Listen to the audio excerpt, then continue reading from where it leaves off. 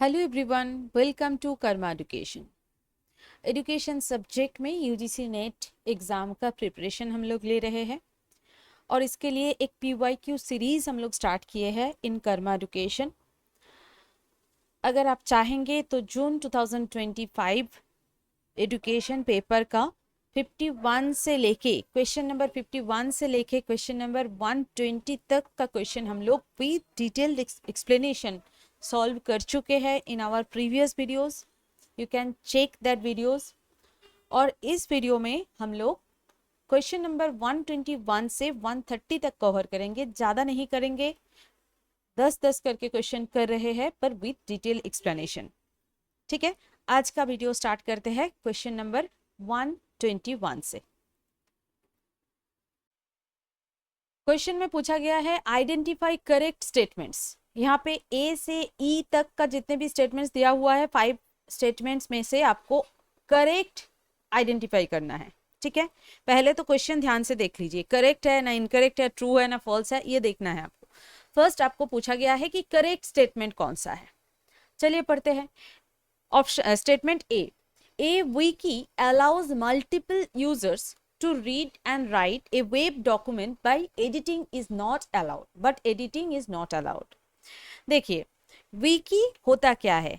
विकी एक वेबसाइट है और you can say it is a collection of web pages. यहाँ पे बहुत सारे वेब पेजेस हमको देखने को मिलता है जहां पे आप कोलेबोरेटिवली, मतलब आप भी कर सकते हैं, हम भी कर सकते हैं, किसी और भी कर सकते हैं। क्या कर सकते हैं? इंफॉर्मेशन क्रिएट कर सकते हैं, पढ़ सकते हैं और उसको एडिट भी कर सकते हैं, है ना।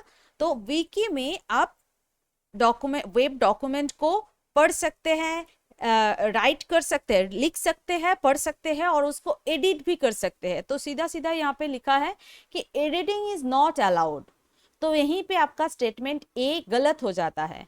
अब ऑप्शन में आ जाइए, आपको कहाँ पे ए है देख लीजिए। ऑप्शन ए में है तो मतलब आपका ऑप्शन ए नहीं होगा। ऑप्शन बी में ए है, नहीं होगा। ये गलत नहीं हो सकता है। ऑप्शन 3 में ए है तो इसको भी कट कर दीजिए। 4 में नहीं है तो उसको जाने दीजिए। आपको पढ़ना है ऑप्शन 2 और 4 में क्या क्या कॉमन है। बी और सी सीधा सीधा दिख रहा है कि दोनों में ही है, दोनों ऑप्शन में है, तो आपको डी और ई देखना है। समझ में आ रहा है? तो डी में देख लेते हैं पहले क्या है। To create a wiki for a course, faculty can use either a campus wide learning management system और an open source programme.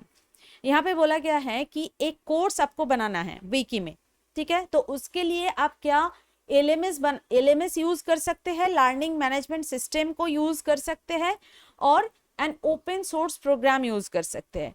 Simply अगर आप विकी डेवलप करना चाहते हैं, क्रिएट करना चाहते हैं, तो सीधी बात आप एलएमएस और ओपन सोर्स टूल यूज कर सकते हैं। एलएमएस मतलब एक वेबसाइट है जहां पे आप आपका जो लर्निंग एक्टिविटी है उसको प्रिपेयर करते हैं। बेसिकली ये एजुकेशन और ट्रेनिंग मैनेजमेंट के लिए यूज होता है। और ओपन सोर्स टूल जो है ये भी एक वेबसाइट है जहां जो फ्री ऑफ कॉस्ट होता है। और ये बस एजुकेशन में लिमिटेड नहीं है, इसका पर्पस एजुकेशन के बियॉन्ड जाता है। मतलब ऑफिस वर्क हो सकता है, आप वेब डेवलप करना चाहते हैं तब भी आप ये ओपन सोर्स टूल यूज कर सकते हैं, राइट। तो ये दोनों ही आप यूज कर सकते हैं विकी डेवलपमेंट के लिए। तो आपका डी भी यहाँ पे करेक्ट ऑप्शन हो जाता है। तो डी मतलब देखो ऑप्शन 2 में ही आपका डी है, 4 में तो नहीं है, तो ये भी गलत हो जाता है। तो आंसर आ गया हमारा correct statement B, C and D. ठीक है, तो बाकी स्टेटमेंट्स भी एक बार चेक कर लेते हैं। जैसे कि बी में क्या है, a blog uses videos as the primary media source. देखो ब्लॉग में ना जो भी है ये वीडियोस को ही डिनोट करता है। इसका मतलब ब्लॉग में वीडियो को ही प्राइमरी मीडिया सोर्स जैसे यूज किया जाता है, तो ये सही बात है। और ऑप्शन सी में है, स्टेटमेंट सी में है, micro blog services allow user to send text based updates और post short messages. Micro blog में टेक्स्ट ही यूज होता है, माइक्रो ब्लॉग में कभी मल्टीमीडिया यूज नहीं होता है। और यहाँ पे एक छोटा छोटा शॉर्ट मैसेजेस आप सेंड कर सकते हैं, तो ये भी सही आंसर, सही स्टेटमेंट है। डी डिस्कस कर चुके हैं। ई में क्या है, blog consists of series of time stamp entries posted bye readers followed by blogs creator. नहीं, यहाँ पे ब्लॉग में रीडर पोस्ट नहीं कर सकते हैं, रीडर बस रीड कर सकते हैं। ब्लॉग में जो क्रिएटर है, ब्लॉग जिसने क्रिएट किए हैं, उन्होंने ही बस उसको एडिट कर सकते हैं और कोई नहीं। ब्लॉग में आप जो मतलब जो भी पोस्ट करेंगे वो क्रिएटर करेंगे, रीडर नहीं कर सकते हैं। यहाँ पे बोला गया है कि रीडर कर सकते हैं, तो इसीलिए ये गलत हो जाता है। ठीक है, आगे बढ़ते हैं नेक्स्ट क्वेश्चन की ओर। Question number 122, identify correct statements. Statement A, LMX theory is direct theory of leadership. Leader member exchange theory, यहाँ पे मेंबर इंडिविजुअल मेंबर के साथ लीडर का क्या रिलेशनशिप है उस पर फोकस किया गया है, तो ये स्टेटमेंट इसलिए करेक्ट है। ऑप्शन 1 में है ए, ऑप्शन 2 में ए है, ऑप्शन 3 में ए नहीं है, 4 में भी नहीं है, तो पहले ही ऑप्शन 3 एंड 4 कट हो जाता है, एलिमिनेट कर दो। बी क्या है, स्टेटमेंट बी। अब देखो, आपको बस डी और सी देखने से ही हो जाएगा, आपका आंसर निकल जाएगा, पर फिर भी मैं बी को भी एक बार देख लेती हूँ। स्टेटमेंट बी में है, variable value is a type of poka yoke method. Poka yoke method यानी कि मिस्टेक प्रूफिंग और एरर प्रूफिंग मेथड, जिसको शिगेओ शिंगो ने दिए थे। यहाँ पे क्या होता है, किसी एक मैन्युफैक्चरिंग कंपनी में जब हम इंस्टेंटली एरर को डिटेक्ट करते हैं और करेक्ट कर लेते हैं, इसी कंसेप्ट को पोकायोके बोला जाता है। अब यहाँ पे इसके साथ वेरिएबल वैल्यू का कोई रिलेशन नहीं है। वेरिएबल यानी कि जो चेंजेबल, जो चेंज हो सकता है, इस टाइप का एक चीज को अगर आप वैल्यू ऐड कर देते हैं तब वो वेरिएबल वैल्यू हो जाता है, जिसके साथ पोकायोके का कोई संबंध नहीं है, तो बी इसीलिए नहीं होगा, इनकरेक्ट स्टेटमेंट है। Statement C, six sigma techniques are used basically in martial art. Six sigma एक क्वालिटी इंप्रूवमेंट टेक्निक है, इसके साथ मार्शल आर्ट का कोई संबंध नहीं है। सिक्स सिग्मा में क्या होता है, टू इम्प्रूव क्वालिटी, क्वालिटी को, प्रोडक्ट का क्वालिटी इंप्रूव करने के लिए आपको पहले क्या करना है, एरर को रिड्यूस करना है और कस्टमर को सेटिस्फाई करना है, और साथ ही साथ क्या होगा ना, आपका एफिशिएंसी इंप्रूव हो जाता है। ये होता है सिक्स सिग्मा। ये एक बहुत बड़ा टॉपिक है, बाद में हम डिस्कस करेंगे। यहाँ पे बस इतना ही बोल सकते हैं कि सिक्स सिग्मा के साथ मार्शल आर्ट का कोई संबंध नहीं है, तो ऑप्शन सी इनकरेक्ट, मतलब आपका आंसर यहाँ पे आ गया, correct answer is option 1 A and D only. D में क्या है, C K Prahalad highlighted the untapped market potential of the world's poorest populations. C K Prahalad ने एक थ्योरी दिए थे, बॉटम ऑफ द पिरामिड। यहाँ पे बोला गया है कि वर्ल्ड में जो लार्जेस्ट पॉपुलेशन है वो सबसे पोरेस्ट है, तो बिजनेस के माध्यम से अगर उनको कंज्यूमर में कन्वर्ट कर देते हैं तो आपका बिजनेस में भी प्रॉफिट आएगा और उन पुअर को भी आप एम्पावर कर सकते हैं। अब फॉर एग्जाम्पल वो कैसे, फॉर एग्जाम्पल 5 रुपए का जो बिस्किट का पैकेट आता है, 1 रुपए का जो शैम्पू का सैचे आता है, ऐसे जो प्रोडक्ट है वो एक पुअर परचेज कर सकते हैं, है ना। तो इसके माध्यम से आप उनको भी एम्पावर कर रहे हैं, प्रोडक्ट का प्राइस ऐसे रखते हैं अफोर्डेबल प्राइस, ताकि एक पुअर भी वो प्रोडक्ट बाई कर सकते हैं, परचेज कर सकते हैं। इससे क्या होगा, वो भी एम्पावर्ड होंगे और आपका भी बिजनेस में प्रॉफिट आएगा। तो ये है बॉटम ऑफ द पिरामिड, जहां पे एक अनटैप्ड, ह्यूज अनटैप्ड मार्केट है, उसको डिस्कवर करना है। तो ये भी सही स्टेटमेंट है। ऑप्शन स्टेटमेंट ई में क्या है, Fiedler's contingency theory advocates that there is always one best style of leadership. नहीं, यहीं पे गलत होता है।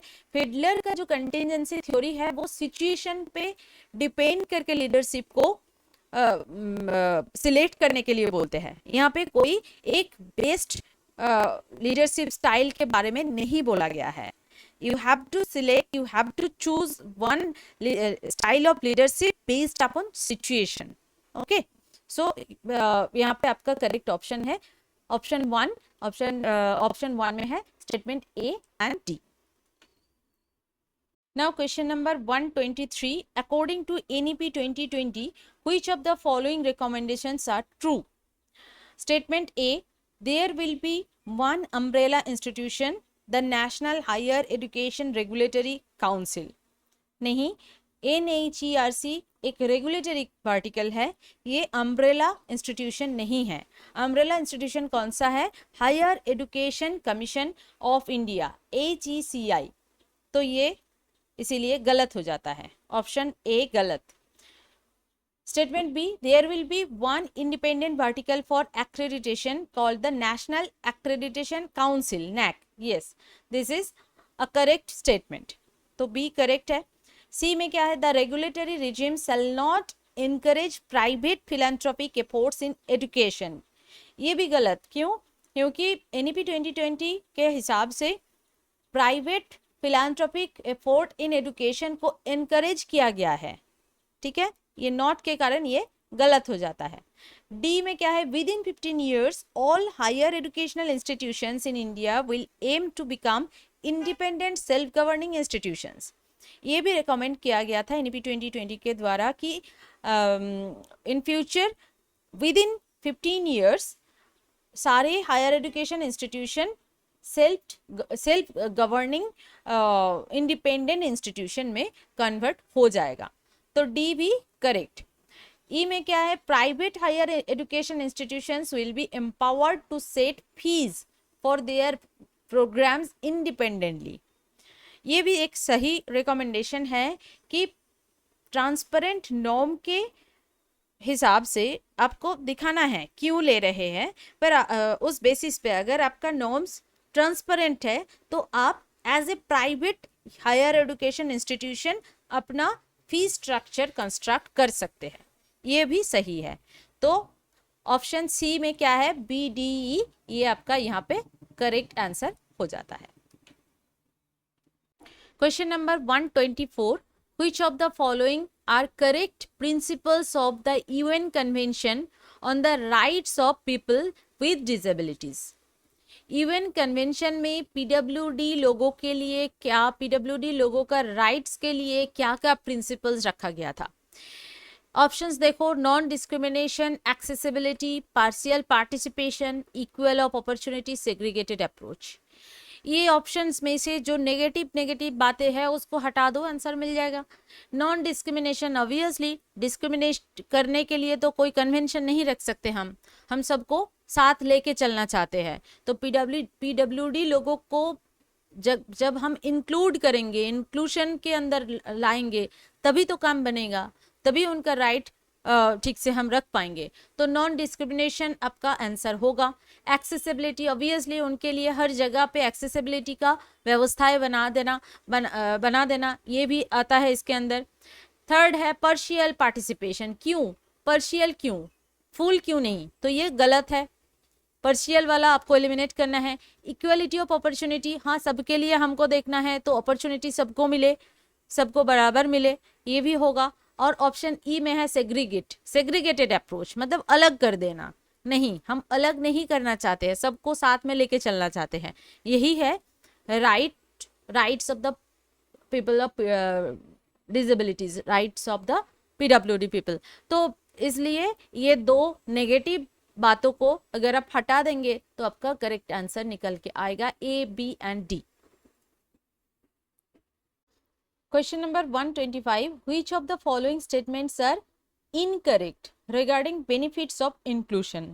यहाँ पे आपको incorrect statement regarding benefits of inclusion identify करना है, जो आपका आंसर होगा। Statement A, social competence and communication skills of children with diverse abilities are deteriorated in inclusive settings. क्या inclusive setting के अंदर जो diverse एबिलिटीज वाले बच्चे रहते हैं उनका कम्युनिकेशन स्किल डिटोरिएट कर जाता है, डिक्रीज हो जाता है? नहीं, तो ये गलत है। पर क्या ये आपका आंसर होगा? यस, ये आपका आंसर होगा। जो गलत है वही आपका आंसर होगा। उसके बाद B, children with disabilities demonstrate high levels of social interaction with non disable peers in the inclusive setting. हाँ, ये बात सही है। जो डिसेबिलिटीज जिन बच्चों का है वो अगर इंक्लूसिव सेटिंग में रहेंगे नॉन डिसेबल बच्चों के साथ तो इंटरेक्शन, सोशल इंटरेक्शन अच्छा हो जाता है। तो ये सही है। तो सही है मतलब आपका ये आंसर नहीं होगा। ठीक है, आपको गलत आइडेंटिफाई करना है। उसके बाद friendships more commonly develop between children with disabilities and those without disabilities in inclusive setting। ये भी सही है, तो इसलिए ये आपका आंसर नहीं होगा। ऑप्शन स्टेटमेंट डी में है children with disabilities demonstrate high levels of social interaction with disable peers in inclusive setting. Disabilities है ऐसे बच्चे विदाउट डिसेबिलिटी वाले बच्चों के साथ सोशल इंटरेक्शन इनका हाई लेवल पे होता है, ये बात सही है। तो ये भी आपका आंसर नहीं होगा। स्टेटमेंट डी ई क्या है? Social acceptance of children with diverse abilities is decreased in inclusive setting. ये गलत है। Social acceptance of children with diverse abilities, diverse abilities वाले बच्चों का सोशल एक्सेप्टेंस कम हो जाता है, ऐसा नहीं है। तो ये भी गलत है। तो गलत आपको आइडेंटिफाई करना है। A, option A and E will be the correct for this question.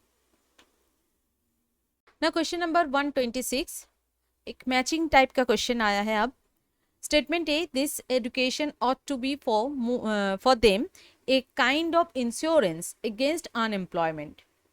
किस टाइप की चीज़ों का बात कर रहा है ये statement? This education ought to be for them a kind of insurance against unemployment। ये शिक्षा उनके लिए बेरोजगारी के विरुद्ध बीमा होनी चाहिए। यानी कि नई तालीम जैसे चीज़ों की बात यहाँ पे हो रहा है। नई तालीम लिंक होता है एम के गांधी के साथ। तो स्टेटमेंट ए 3 के साथ मैच होता है। Statement B, you can not teach a child any more than you can grow a plant, the plant develops its own nature. एक पौधा जैसे खुद को एक्सप्रेस करते हैं, खुद का नेचर को वो एक्सप्रेस कर पाते हैं, वैसी शिक्षा ऐसा होना चाहिए ताकि बच्चे अपना खुद का जो नेचर है उसको एक्सप्रेस कर पाए। इनर परफेक्शन की बात किया गया है यहाँ पे। इनर परफेक्शन किसने कहा था? स्वामी विवेकानंद जी ने। तो बी के साथ 4 मैच होता है। Every child is an inquirer and an investigator, analyser, a merciless anatomist.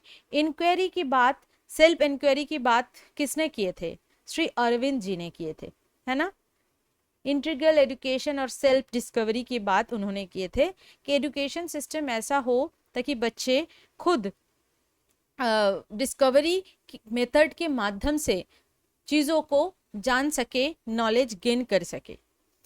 Then option D, true education consists in knowing the use of any useful material that has been collected to know its real nature and to build along with life a real shelter for life। यहाँ पे life centred education का बात किया गया है। वास्तविक शिक्षा ऐसा होना चाहिए ताकि वो हमारा जो रियल शेल्टर फॉर लाइफ होता है वो option D, true education consists in knowing the use of any useful material and that has been collected to know its real nature and to build along with life a real shelter for life। किसी भी चीज के बारे में जानकारी कैसे आपके जीवन का आश्रय बन सकता है, तभी किसी भी जानकारी आपके लिए आश्रय स्थल बनेगा जब आप उसके बारे में, उसका जो रियल नेचर है उसको जानेंगे। ट्रू एजुकेशन, वास्तविक शिक्षा ऐसा ही होना चाहिए जो दुनिया में जितने भी चीज़ें हैं उसके बारे में, उस चीज़ों का जो रियल नेचर है उसको अनवेल कर सके, वही होता है ट्रू एजुकेशन। आर.एन. टेगर ने इस चीज़ पे फोकस किए थे कि education should be, true education should be real experience based. आप अपने जीवन के माध्यम से चीज़ों को जानें और इसी प्रकार से आपका जो ज्ञान है, नॉलेज है, वो आपके लाइफ के लिए एक रियल शेल्टर बन सकता है। तो ये ऑप्शन डी ऑप्शन 1 के साथ मैच होता है। यहाँ पे करेक्ट आंसर है option 2। Question number 127, again a matching type question. धारणा, प्रत्याहार, ध्यान एंड समाधि इस साइड पे है। To cut the relationship of various sense organs from the respective subjects, यानी कि बाहर का जो दुनिया है, एक्सटर्नल एनवायरनमेंट से हमारा जो मन है उसको विथड्रॉ कर लेना और इनवर्ड उसको बैठा लेना, यानी कि खुद के बारे में सोचने का प्रयास करना। तो ये जो विथड्रॉ है उसको हम प्रत्याहार के साथ रिलेट करते हैं, ठीक है। To apply the mind to some internal subject, जब हम अपना मन को इंटरनल सब्जेक्ट के ओर ले जाते हैं उसको धारणा बोला जाता है, ठीक है। उसके बाद ध्यान बिकम्स स्टेबल इन धैर्य, यानी कि एक पर्टिकुलर ऑब्जेक्ट के ओर कंटिन्यूअसली हम जब कंसंट्रेट कर पाते हैं, when we will able to do that, कि continuous concentration on one object, उसको हम क्या बोलते हैं, समाधि, ठीक है। To concentrate attention on a particular subject of mind, जब मन में एक ही पर्टिकुलर चीज पे फोकस करते हैं उसको हम ध्यान बोलते हैं, ठीक है। तो यहाँ पे आपका आंसर हो जाता है ऑप्शन 3। अब आते हैं 128 क्वेश्चन पे। यहाँ पे नेम ऑफ द कमिटी और कमीशन है लिस्ट 1 में। लिस्ट 2 में आपको कुछ ईयर्स दिया गया है, आपको मैच करना है। Option A, national commission on teachers, it was constituted in 1999।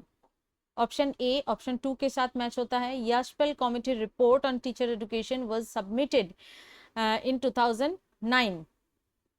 B के साथ 4 मैच हो जाता है। Justice Verma committee report submit करता है अपना रिपोर्ट 2012 में, और national knowledge commission was constructed in 2007।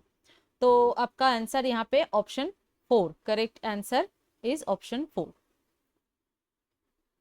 Next question is question number 129।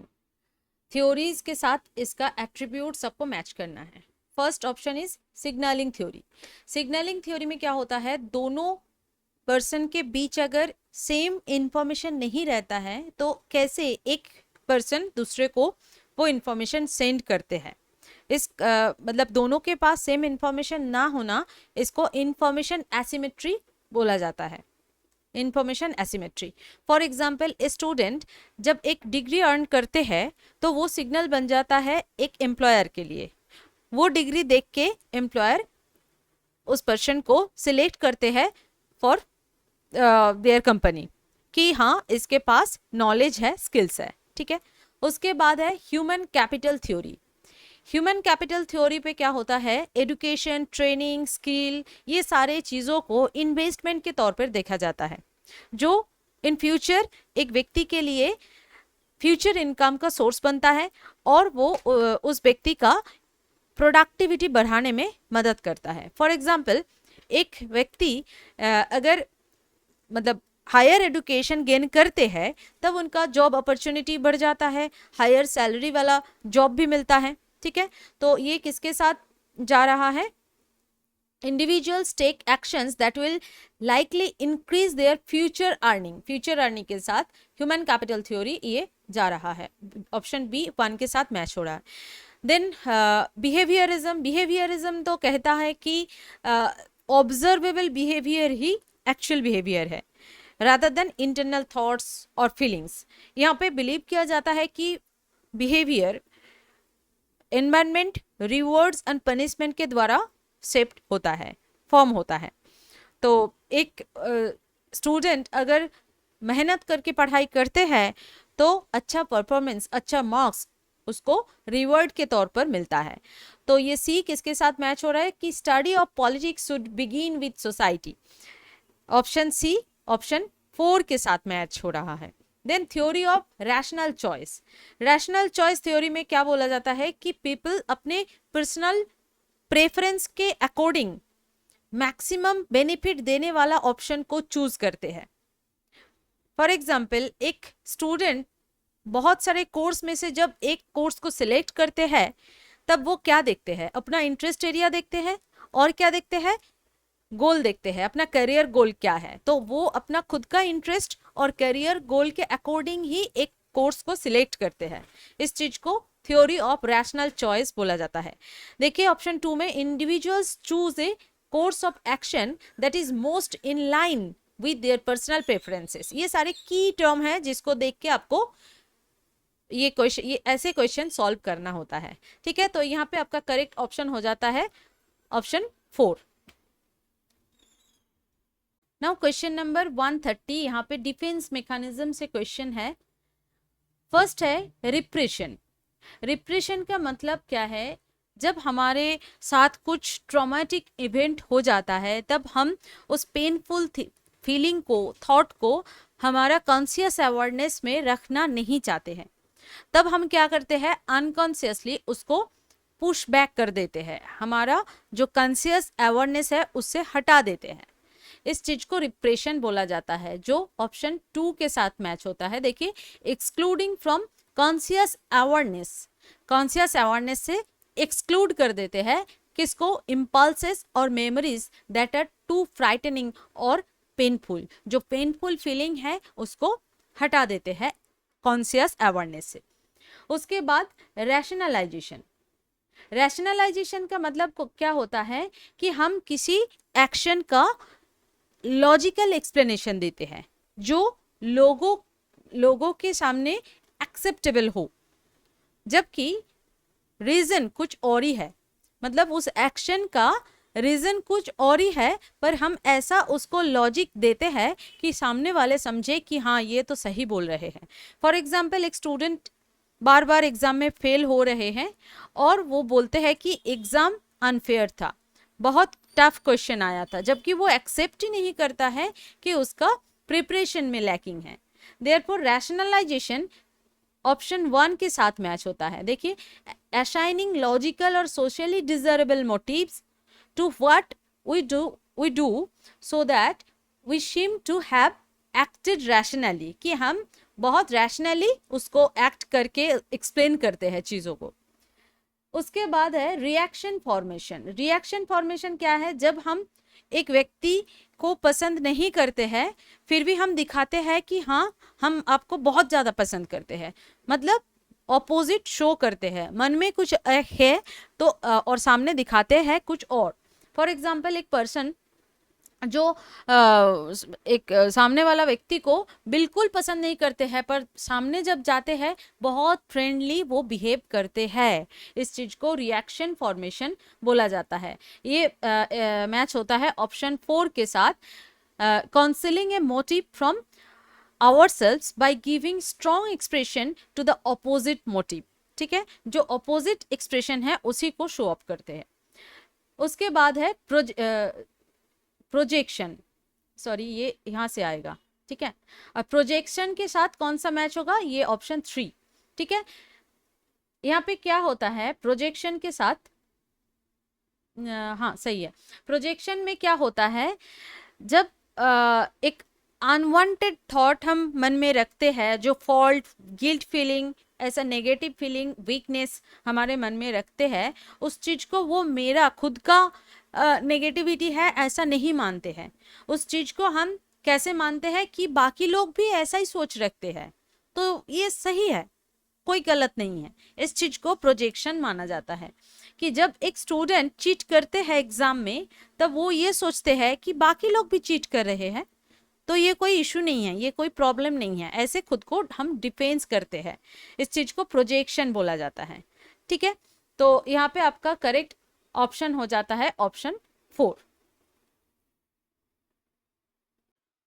तो फाइनली हम लोग 121 से लेके 130 तक क्वेश्चन कवर कर लिए हैं विद डिटेल एक्सप्लेनेशन। आप लोग कंसेप्ट को रिवाइज करिए, बार बार PYQ क्वेश्चंस को रेगुलरली प्रैक्टिस करते रहिए। थ्योरीज और थिंकर्स और एजुकेशनल टर्म्स को समझिए अच्छे से। अगर आपको लगे कि नहीं पर्टिकुलर कंसेप्ट ओरिएंटेड वीडियो चाहिए तो मुझे कमेंट बॉक्स में बताइए कि किस कंसेप्ट का टॉपिक आपको समझना है, तो definitely I will try my best. और वीडियो पसंद आए तो please like the video, share and subscribe कर माय एजुकेशन। Thank you.